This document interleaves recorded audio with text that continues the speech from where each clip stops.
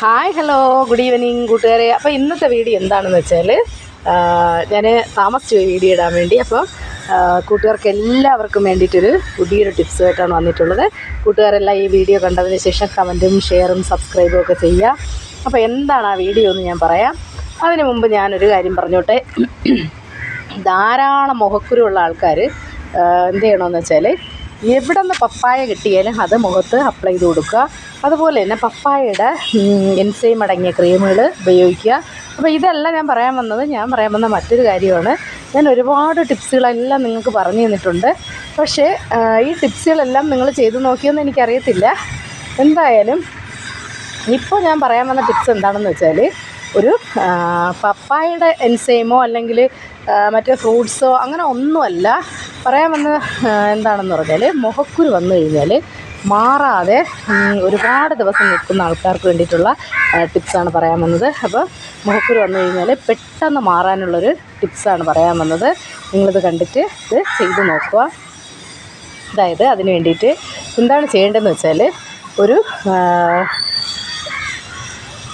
ഐസിൻ്റെ cube എടുക്കുക. ഒരു ice cube എടുത്ത ശേഷം അത് ഒരു തുണിയിൽ പൊതിഞ്ഞ് വെച്ചതിന് ശേഷം അതുകൊണ്ട് മുഖത്തൊന്ന് റബ്ബ് ചെയ്ത് കൊടുക്കുക. റബ്ബ് ചെയ്തതിന് ശേഷം ഒരു 5 മിനിറ്റ് വെയിറ്റ് ചെയ്യുക.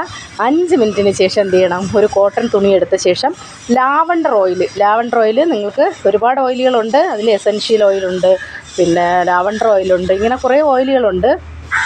അപ്പോൾ നിങ്ങൾ ഈ ലാവണ്ടർ ഓയിൽ എടുത്ത ശേഷം അത് ഈ കോട്ടണിൽ മുക്കി ആ മുഖക്കുരുള്ള ഭാഗത്ത് വെച്ച് കൊടുക്കുക. വെച്ച് കൊടുത്ത് ഒരു 10 മിനിറ്റ് വെയിറ്റ് ചെയ്ത ശേഷം തണുത്ത വെള്ളത്തിലോ കഴുകിക്കളയുക.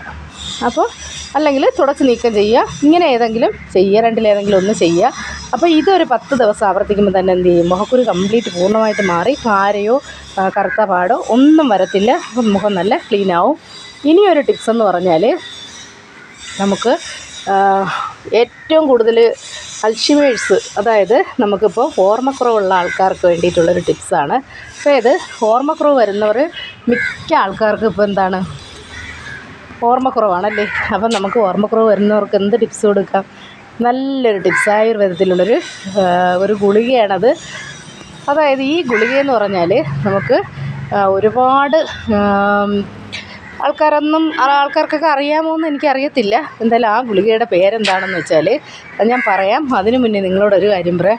നമുക്ക് ഒരുപാട് മാനസിക പിരിമുറുക്കമുള്ള ആൾക്കാർക്ക്, അതുപോലെ തന്നെ ടെൻഷനുള്ളവർക്ക്, പിന്നെ അതുപോലെ ടെൻഷൻ മാത്രമല്ല നമുക്ക് ഈ ഒരു മാനസികമായിട്ടുള്ള ഒരു ഡിപ്രഷനൊക്കെ ഉള്ള ആൾക്കാർക്ക് ഏറ്റവും ബെസ്റ്റായിട്ടുള്ളൊരു ഗുളികയാണ് അത്.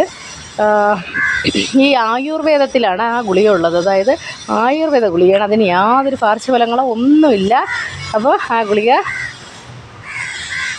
മാനസവടകം എന്നാണ് അതിൻ്റെ പേര് തന്നെ. കാരണം മനസ്സിൻ്റെ നിയന്ത്രണം, അതായത് മനസ്സ് നിയന്ത്രിക്കുന്ന ഗുളിക എന്നാണ് അതിനർത്ഥം.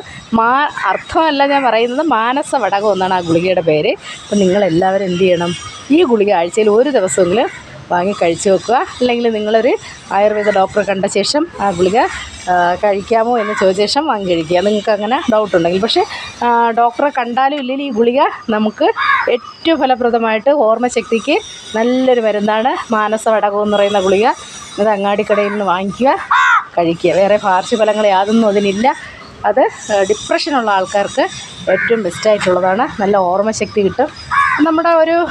നമ്മൾ ഇംഗ്ലീഷ് മരുന്നിലും ന്യൂറോഫോർട്ടെല്ലാം കഴിക്കുന്ന പോലെ, ന്യൂറോഫോർട്ട് ഒരു വൈറ്റമിൻ ടാബ്ലറ്റ്സ് ആണ്, അതുപോലെ തന്നെയാണ് ഇത് കഴിക്കേണ്ടത്.